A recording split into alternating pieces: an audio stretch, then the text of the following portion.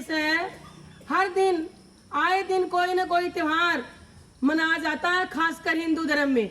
आज नाग पंचमी का त्योहार है और इस दिन नाग पंचमी मनाई जाती है। उसके ऊपर दूध चढ़ाया जाता है इस उपलक्ष्य से कि नाग देवता प्रसन्न होंगे। प्यारे विद्यार्थियों, इसके पीछे का रहस्य क्या है मैं आपको बताऊंगी कि जब महाभारत का युद्ध समाप्त हो चुका था, कुरुक्षेत्र की रक्त रंजित धरती सुनसान पड़ी थी, उस समय अर्जुन का पौत्र और अभिमन्यु का बेटा परीक्षित राजा था हस्तिनापुर का। वो बड़ा ही प्रतापी, प्रजावत्सल्य और कुशल प्रशासक था, धार्मिक नेता था। उसके अंदर एक अच्छे प्रशासक के सारे गुण थे। वो क्या हुआ कि घोड़े पर सवार होकर जंगल में शिकार करने के लिए जा रहा था। शिकार करते करते उसको दोपहर हो जाती है और उसको बड़ी प्यास लगती है। फिर वो एक ऋषि के आश्रम में जाता है। वहां वो क्या देखते हैं कि समी नाम के ऋषि जो हैं वो तपस्या कर रहे हैं। राजा ने पानी के लिए कई बार उनको बोला, लेकिन उन्होंने अपनी तपस्या नहीं छोड़ी। वो तपस्या में इतने लीन थे। उसके बाद राजा परीक्षित को कोई शरारत सूझी और उसने क्या किया कि उन्होंने कि एक सांप मरा हुआ पड़ा था और अपने राजदंड से उस सांप को उठा के ऋषि के गले में डाल दिया। इससे क्या हुआ, समी ऋषि बहुत क्रोधित हुए और उनसे क्रोधित उनका बेटा श्रृंगी हुआ, वो भी ऋषि था। उन्होंने कहा कि मैं अपने पिता का इतना बुरा अपमान सहन नहीं कर सकता। मैं राजा परीक्षित को श्राप देता हूं कि 7 दिन के बाद इसको तक्षक नाग के द्वारा डस लिया जाएगा और इसकी मृत्यु हो जाएगी। राजा परीक्षित बड़ा दुखी होता है और वो समी ऋषि के चरणों में गिरकर क्षमा याचना करने लगता है।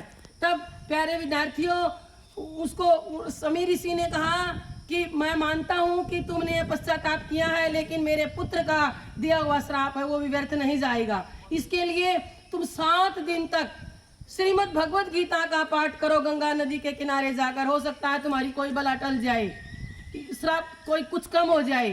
तो राजा परीक्षित ने ऐसा ही किया। उन्होंने देखा कि 7वें दिन वो भूखे प्यासे थे। प्यारे विद्यार्थियों, 7 दिन तक उन्होंने अन्न जल ग्रहण नहीं किया।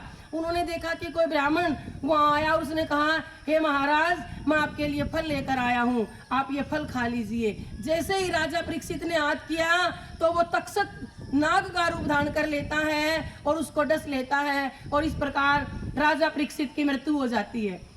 जब राजा परीक्षित की मृत्यु हो जाती है तो उसका पुत्र जन्मेजय नाम था उसका, वो राजगद्दी पर बैठता है और उसके अंदर पिता की मृत्यु का बदला लेने की भावना होती है कि तक्षक नाग ने मेरे पिताजी को डस लिया है, इसलिए मैं इस पूरी धरती को नागों से रहित कर दूंगा। और फिर वो क्या करते हैं, जन्मेजय जो राजा बना उसने क्या किया, सर्प सत्र यज्ञ किया। यानी उस यज्ञ की आग की लपटें इतनी तीव्र थी कि दुनिया भर के सांप आ करके उसके अपने आप स्वाहा हो रहे थे।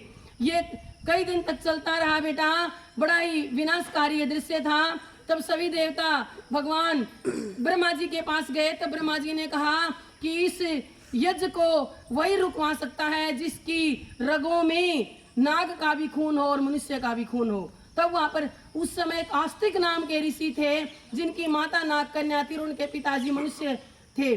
तो उसको वहां पर पहुंचते हैं जहां जन्मेजय ने वो यज्ञ किया था।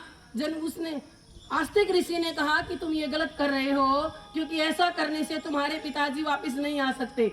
इतना बदले की भावना, क्योंकि सांप भी पृथ्वी का अभिन्न अंग है। प्रकृति में संतुलन बिगड़ जाएगा अगर पूरी धरती नागों से रहित हो जाती है। तो तब प्यारे विद्यार्थियों, तक्षक नाग भी वहां पर आ जाता है, जो कि उस समय तक नहीं पहुंचा था वहां पर। और वो भी जन्मेजय से अक्षमा याचना करता है कि तुम मेरी संपूर्ण जाति का विनाश मत कीजिए। मैंने तुम्हारे पिताजी को डसा है तो तुम मुझे मृत्युदंड दे सकते हो। तो इस प्रकार जन्मेजय जी का मन जो है वो पिघल जाता है और वो अक्षमा याचना करते हैं।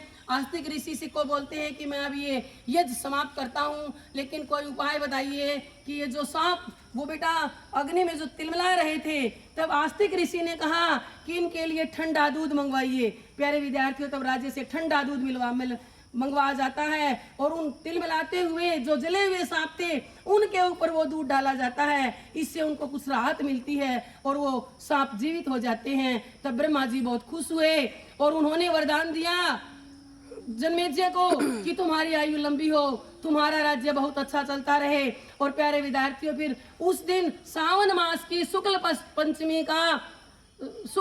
का पंचमी का दिन था बेटा, आज वाला दिन जो आज नाग पंचमी है, पंचमी का दिन है। तो उसी दिन से ये नाग पंचमी, नागों की पूजा का दिवस मनाया जाता है। धन्यवाद।